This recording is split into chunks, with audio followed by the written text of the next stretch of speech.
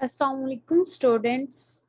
आज हम अपना नेक्स्ट टॉपिक करेंगे जो है relationship of biology to other sciences. जैसे हमने पहले देखा कि साइंस क्या है, फिर हमने देखा कि बायोलॉजी क्या होती है, और बायोलॉजी में फर्दर हमने उसकी ब्रांचेस और सब ब्रांचेस को डिस्कस किया। अब उसके बाद पॉइंट ये आता है कि क्या बायोलॉजी एक खुद ब खुद एक इंडिपेंडेंट सब्जेक्ट है या ये किसी और सब्जेक्ट के साथ भी रिलेट है या नहीं। इस बात का जवाब हमें अपनी इस लेक्चर के लास्ट तक मिल जाएगा। ठीक है, अब स्टार्ट करते हैं हम कि हमें कितना फायदा होगा। ठीक है, बायोलॉजी के साथ अगर हम किसी सब्जेक्ट को रिलेट कर रहे हैं, ठीक है, किस तरह बायो हमारे पास रिलेट हो रही है फर्दर सब्जेक्ट्स के साथ। ठीक है, एट द एंड हमें पता चल जाएगा कि हमें क्या लॉस हो रहा है और क्या गेन हो रहा है। ठीक है, स्टार्ट करते हैं। The interrelationship among different branches of science cannot be denied। आपकी बुक में पहली लाइन ही वो इस टॉपिक की ये बता रहा है कि जो इंटर रिलेशनशिप का मतलब होता है कि एक सब्जेक्ट का या एक ब्रांच का दूसरी ब्रांच के साथ क्या रिलेशनशिप है। ठीक है, वो कहते हैं इस बात से ना कोई भी डिनाइड नहीं कर सकता, इनकार नहीं कर सकता। ठीक है, कि आपके पास एक ब्रांच दूसरी ब्रांच के साथ रिलेट हो रही है, ठीक है, और फायदा भी दे रही है। Biology includes information on various aspects of living things, but these information related to other branches of science as well। Next बात करते हैं कि जो बायोलॉजी है इसमें कोई शक नहीं है कि वो आपके पास लिविंग थिंग्स से रिलेटेड तमाम इंफॉर्मेशन आपको प्रोवाइड कर रही है, लेकिन उस इंफॉर्मेशन के साथ साथ वो अदर ब्रांचेस के ऊपर डिपेंड भी कर रही है। किस तरह वो अदर ब्रांचेस के ऊपर डिपेंड कर रही है, इस चीज ही को हम अंडरस्टैंड करते हैं डिफरेंट ब्रांचेस को देखते हुए। ठीक है, और इसी रिलेशनशिप को हम बोलते हैं इंटर रिलेशनशिप, या फिर साइंस के हवाले से बात करें तो हम कहेंगे ये इंटर डिसिप्लिनरी साइंस है। ठीक है, जिसके अंदर डिफरेंट ब्रांचेस अपना काम तो वो खुद कर रही हैं, ठीक है, लेकिन उसके साथ साथ किसी नेक्स्ट के ऊपर भी डिपेंड कर रही हैं। ठीक है, फर्स्ट आप इधर देख रहे हैं बायोफिजिक्स। ठीक है, बायोफिजिक्स इट्स मीन दैट ये दो चीजों का मिक्सचर है, एक बायो और सेकंड फिजिक्स। ठीक है, number 1 bio and number 2 physics. ठीक है, इसमें हम देखेंगे कि बायोलॉजिकल प्रोसेसेस किस तरह से फिजिक्स से के प्रिंसिपल से रिलेट कर रहे हैं। ठीक है, तो इधर आपके पास एग्जाम्पल में कह रहा है कि there is a similarity between the working principle of liver in physics and limbs of animals in biology। वो कहते हैं जो वर्किंग प्रिंसिपल है ना आपके फिजिक्स के अंदर लीवर का जो प्रिंसिपल है वो, और जो बायो के अंदर आप लिम्स की मूवमेंट पढ़ते हो ना, वो एक दूसरे से रिलेट हैं। अगर आपने लिम्स ऑफ एनिमल्स अंडरस्टैंड करना है कि वो किस तरह से मूव कर रहा है, उसका मूविंग प्रिंसिपल क्या है, तो आपको फिजिक्स आनी चाहिए, क्योंकि उधर जो लॉज लगेंगे वो फिजिक्स से रिलेटेड होंगे, उससे रेलिवेंट होंगे। ठीक है, अब बायोफिजिक्स के बाद अब देख रहे होंगे आपके पास नेक्स्ट ब्रांच आ रही है बायोकेमिस्ट्री की, कि बायोकेमिस्ट्री क्या है।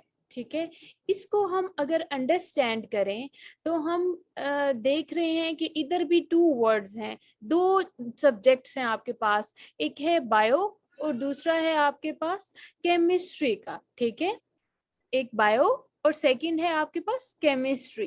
कि बियोलॉजिकल प्रिंसिपल्स आपके पास या बियोलॉजिकल फिनोमिनास किस तरह से केमिस्ट्री से रिलेट कर रहे हैं, बेसिकली उसके केमिकल फार्मूलाज वगैरह किस तरह रिलेट कर रहे हैं। ठीक है, the chemistry of different compounds and processes occurring in living organisms से डील करती है ये ब्रांच बायोकेमिस्ट्री की, ठीक है। इसकी एग्जाम्पल से हम अंडरस्टैंड करते हैं कि जो बेसिक हमारे पास मेटाबॉलिज्म है फोटोसिंथेसिस का और रिस्पायरेशन का, ये दोनों इन्वॉल्व है हमारे पास केमिस्ट्री के नॉलेज से। किस तरह, आपको पता है, आप फोटोसिंथेसिस और रिस्पायरेशन दोनों पढ़ते हैं बायो में, ठीक है। और इन दोनों को पढ़ते हुए आप मेटाबॉलिक प्रोसेसेस को अंडरस्टैंड करते हो, ठीक है। अगर आप मेटाबॉलिक प्रोसेसेस को अंडरस्टैंड करना चाह रहे हैं तो ये जरूरी है कि आपके पास केमिस्ट्री का नॉलेज हो।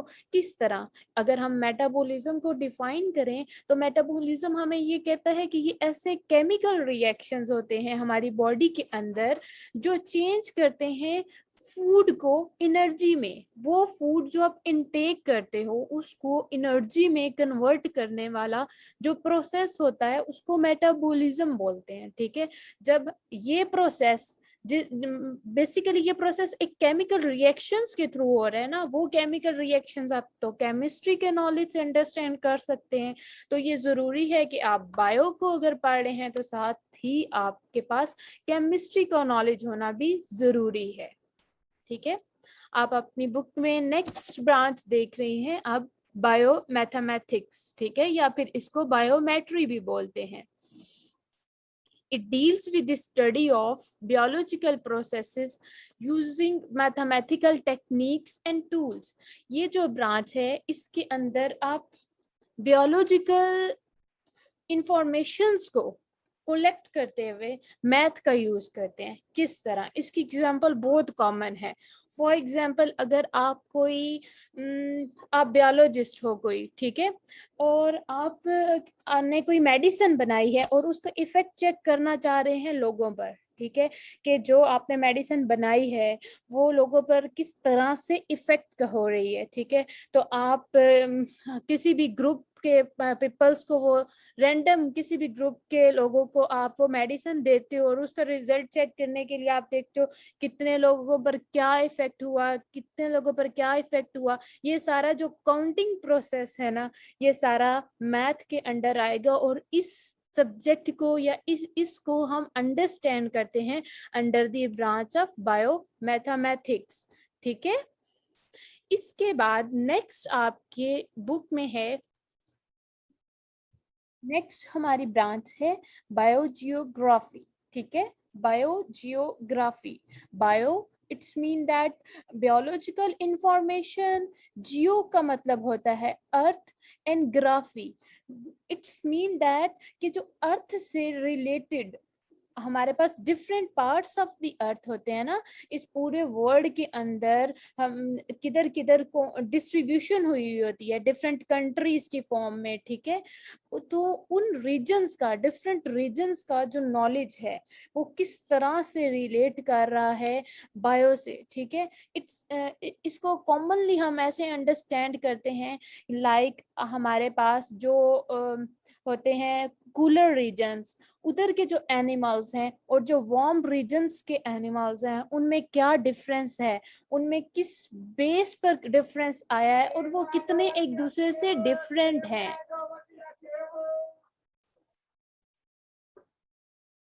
जी, हमारे पास नेक्स्ट ब्रांच है बायोजियोग्राफी, ठीक है। जैसा कि हमारे पास नेम हमें इंडिकेट कर रहा है कि इसके अंदर हम उन सब्सटेंसेस को देख रहे हैं। जियो का मतलब होता है बेसिकली, जियोग्राफी का मतलब होता है जो हमारे वर्ल्ड के ऊपर पूरी दुनिया में जो डिफरेंट रीजन्स हैं हमारे पास, उन रीजन्स पर जो डिफरेंट लिविंग ऑर्गेनिजम्स रह रहे हैं उनका आपस में क्या रिलेशनशिप है, वो किस तरह से एक दूसरे से डिफरेंट है और किस तरह से एक दूसरे के साथ सिमिलैरिटीज को शेयर कर रहे हैं। इस चीज को हम अंडरस्टैंड करते हैं थ्रू बायोजियोग्राफी। किस तरह से हम इस चीज को अंडरस्टैंड करेंगे। एक कॉमन एग्जांपल है, जैसे हमारे पास कूलर रीजन्स के एनिमल्स या ऑर्गेनिजम्स और प्लांट्स, ये सारी चीजें डिफरेंट होती हैं वार्म रीजन्स से, ठीक है। तो जो वार्मर रीजन्स के जो एनिमल्स और प्लांट्स होते हैं वो डिफरेंट होते हैं कूलर रीजन्स से, ठीक है। इस चीज की स्टडी जो है वो हम बायोजियोग्राफी के थ्रू करते हैं। और जो बायो इकोनॉमिक्स है हमारे पास, नेक्स्ट बायो इकोनॉमिक्स, ठीक है। इकोनॉमिक्स बेसिकली क्या है, ठीक है। इकोनॉमिक्स में हम अकाउंटिंग करते हैं, ठीक है, कि हमारे पास एनुअली हमें कितना, किसी भी चीज ने कितना हमें गेन दिया और कितना हमें लॉस दिया, ठीक है। आपने कोई भी चीज लगाई है या किसी भी चीज में अगर आपने अपनी इन्वेस्टमेंट डाली है तो वो आपके पास एनुअली या फिर आप मंथली भी कर सकते हैं, वो आपके ऊपर डिपेंड करता है। उसको जब आप कैलकुलेट करना चाहें कि आपको कितना लॉस हुआ या कितना बेनिफिट हुआ, तो ये चीज हमारे पास डिटरमाइन होती है थ्रू बायो इकोनॉमिक्स, ठीक है। इकोनॉमिक्स बेसिकली ऐसी ही ब्रांच का नेम है जो आपके को बेसिकली मैथ से रिलेट करता है, ठीक है। इसके अलावा आप ये इधर डायग्राम देख रहे हैं जिसके अंदर स्केच डायग्राम के थ्रू आप अंडरस्टैंड कर सकते हो। नाउ अगर हम अपनी इस सारे लेक्चर को अगर हम एक स्केच डायग्राम के थ्रू अंडरस्टैंड करें, तो हमने स्टार्ट किया था बायोफिजिक्स से, ठीक है। बेसिकली इधर से बायोफिजिक्स से, बायोफिजिक्स में हम बेसिकली क्या चीज अंडरस्टैंड करते हैं, बायो को रिलेट करते हैं फिजिक्स के साथ, जिसके अंदर हम मसल्स और बोन्स की जो मूवमेंट है वो हम रिलेट करके फिजिक्स के लॉ से रिलेट करके अंडरस्टैंड करते हैं, ठीक है। इसके बाद हमने नेक्स्ट पढ़ी थी बायोकेमिस्ट्री, जिसके अंदर हमने बायो को रिलेट किया था केमिस्ट्री के साथ, और उसके अंदर मेटाबॉलिक रेट देखा था या मेटाबॉलिज्म को देखा था फोटोसिंथेसिस और रिस्पायरेशन का के साथ, कि वो किस तरह केमिकल रिएक्शंस के थ्रू हम अंडरस्टैंड कर सकते हैं बायोकेमिस्ट्री को, ठीक है। फिजिक्स के केमिस्ट्री के रूल्स को अप्लाई करके कैसे बायोलॉजिकल फिनोमेनास को अंडरस्टैंड कर सकते हैं, ठीक है। इसके बाद हमने इकोनॉमिक्स देखी थी, जिसके अंदर बायो को हमने रिलेट किया था इकोनॉमी के साथ या इकोनॉमिक्स के साथ, जिसके अंदर हम एनुअली या मंथली हम अपने इन्वेस्टमेंट का बेनिफिट या फिर लॉस चेक करते हैं, ठीक है। अगर इसी तरह हम बायो को जियोग्राफी के साथ रिलेट करें कि डिफरेंट रीजन्स के ऊपर किस तरह के ऑर्गेनिजम्स हैं और उनको किस तरह डिस्ट्रीब्यूट किया गया है, ठीक है, किन कैरेक्टरिस्टिक्स की बेस के ऊपर, तो इस चीज को हम अंडरस्टैंड कर पाते हैं बायोजियोग्राफी के थ्रू। और इसके बाद नेक्स्ट हमारे पास और लास्ट आ जाता है बायोमेट्री या फिर बायोमैथमेटिक्स, जिसके अंदर बायोलॉजी को यूज करते हैं हम मैथ से रिलेट करके, ठीक है। जो कि बहुत ज्यादा आप अपने एक्सपेरिमेंट्स के अंदर देखते हो, जब भी कोई भी एक्सपेरिमेंट कंडक्ट करते हो तो आपने जब अपने डेटा को एनालाइज करना होता है, जब भी अपने डेटा को एनालाइज करने का मतलब उसका तज्जिया करना होता है कि कितने लोग इफेक्ट हुए आपकी मेडिसिन से, कितनों को इफेक्ट नहीं हुआ, वो प्लस माइनस सारा हम इस ब्रांच के अंडर करते हैं, ठीक है। होप सो आपको समझ आ गई होगी आज के लेक्चर की। Thank you.